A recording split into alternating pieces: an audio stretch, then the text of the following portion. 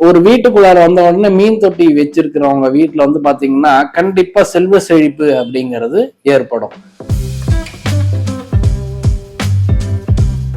அப்ப பூனைகள் வந்து வீட்டுக்குள்ளார வருது அப்படிங்கறத பார்க்கும்போது, வாசல்ல நிக்குது அப்படிங்கறத பார்க்கும்போது உங்க வீட்டுல வந்து தெய்வ அனுகிரகம் இருக்கு. இது நம்ம ஒரு தாட்லயே ஒரு விஷயத்த வந்து செஞ்சுட்டு இதனால இது இருக்குமோ அதனால அது இருக்குமோ தயவு செஞ்சு நினைக்கிறீங்க. உங்களுக்கு பிடிச்சிருக்குன்னா அந்த விஷயத்த தாராளமா செய்யுங்க. சோ அப்படி இருக்கும்போது என்ன பண்ணணும்னா, கரப்பாம்பூச்சி உங்க வீட்டுக்கு வருது அப்படிங்கறத பார்க்கும்போது, உங்க வீட்டுல நிறைய இருக்கு அப்படிங்கறத பார்க்கும்போது என்ன ஆகும் அப்படிங்கறத. அனைவருக்கும் வணக்கம். நான் உங்கள் ஜோதிடர் சிவதனுஷ் ஐயர். நமக்கு அலைபேசிகள்ல என்னென்ன மாதிரியான சாஸ்திர ரிலேட்டடான விஷயங்கள் கேட்கறாங்கன்றத பார்க்கும்போது, வீட்டுல வந்து செல்ல பிராணிகள் வளர்க்கறத பத்தி நிறைய பேர் கேட்கறாங்க. சார், நான் மீன் வளர்க்கலாமா, கோழி வளர்க்கலாமா, மாடு வளர்க்கலாமா, நாய் வளர்க்கலாமா, எது வேணாலும் வளங்க, பர்மிஷனோட வளங்க. சோ வீட்டுல எந்தெந்த மாதிரியான விலங்குகள் வளர்க்கும் போது எந்தெந்த விதம் அது பாசிட்டிவ் வைப்ரேஷன் கிடைக்கும் அப்படிங்கிறத நம்ம பார்க்கலாம். மீன் வளர்க்கறது, இப்போ ஒரு வீட்டுக்குள்ளார வந்த உடனே மீன் தொட்டி வச்சிருக்கிறவங்க வீட்டுல வந்து பாத்தீங்கன்னா கண்டிப்பா செல்வ செழிப்பு அப்படிங்கிறது ஏற்படும். எதனால அப்படிங்கிறத பார்க்கும்போது, இந்த மீன் அப்படிங்கிறது வந்து இந்த கோல்டன் ஃபிஷ்ஷா வளர்த்தீங்கன்னா உங்களுக்கு வந்து பொருளாதாரத்துல வந்து ஒரு மாற்றங்கள் அப்படிங்கிறது கண்டிப்பா கொடுக்கும்.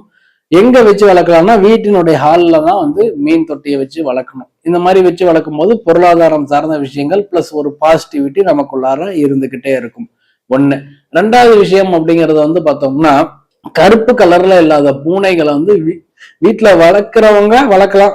அது வந்து பூனைகள் என்ன பண்ணும் அப்படிங்கறத பார்க்கும்போது நமக்கு நெகட்டிவா வரக்கூடிய ஒரு விஷயங்களை முன்னாடியே காட்டி கொடுக்கும். அப்ப பூனைகள் வந்து வீட்டுக்குள்ளார வருது அப்படிங்கறத பார்க்கும்போது, வாசல்ல நிக்குது அப்படிங்கறத பார்க்கும்போது உங்க வீட்டுல வந்து தெய்வ அனுகிரகம் இருக்கு அப்படின்றது ஒரு ஐதீகம்.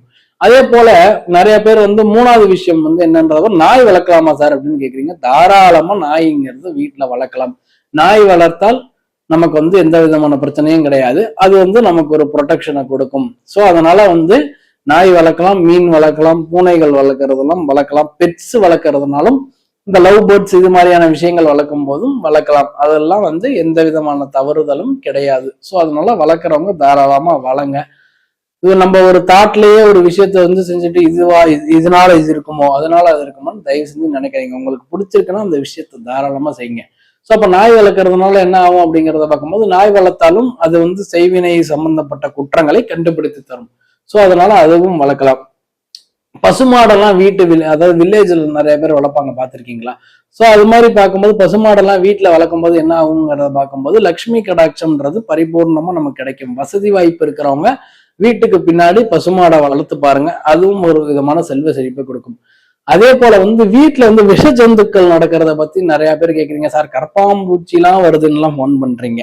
சோ அப்படி இருக்கும்போது என்ன பண்ணணும்னா, கரப்பாம்பூச்சி உங்க வீட்டுக்கு வருது அப்படிங்கிறத பார்க்கும்போது, உங்க வீட்டுல நிறைய இருக்கு அப்படிங்கிறத பார்க்கும்போது என்ன ஆகும் அப்படிங்கிறத பார்க்கணும். வீட்டுல வந்து ஏதாவது ஒரு சொந்தக்காரங்க வராங்க அப்படின்றத, ஒரு சுபகாரியம் நடக்கிறதுக்கு சொந்தக்காரங்க வந்துட்டு போவாங்க. சோ அது மாதிரியான அமைப்புகள் கரப்பாம்பூச்சி வந்தா ஏற்படும். சார், பாம்பு, பல்லி, பூரான்கள்லாம் வந்துட்டு இருக்கு சார், இதெல்லாம் என்ன பண்றது அப்படிங்கிறத பார்க்கும்போது, வீட்டின்ல வந்து ஈரப்பதம் கூடுதலா இருக்கும்போது விஷஜந்துக்களுடைய நடமாட்டம்ன்றது இருக்கும். சோ அது மாதிரி இருக்கிறதுனால நம்ம என்ன பண்ணலாம் அப்படிங்கிறத பார்க்கும்போது, சார் இதெல்லாம் ஒரு நெகட்டிவ் சயின்ஸான்னு கேட்டீங்கன்னா எனக்கு தெரிஞ்சு கிடையாதுங்க.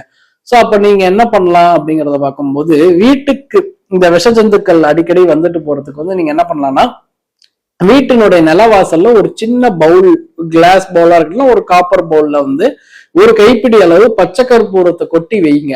இது மாதிரி வைக்கும் போது என்ன ஆகும்னா, வீட்டுல வந்து தேவையில்லாத நெகட்டிவ் எனர்ஜி அப்படிங்கிறது வெளியே போயிடும். அதே போல விஷ ஜந்துக்களுடைய நடமாட்டம்ன்றது கண்டிப்பா இருக்காது. சோ அதனால நீங்க இந்த விஷயத்த ஃபாலோ பண்ணுங்க, தைரியமா ஃபேஸ் பண்ணுங்க, நல்லதே நடக்கும். நன்றி, வணக்கம்.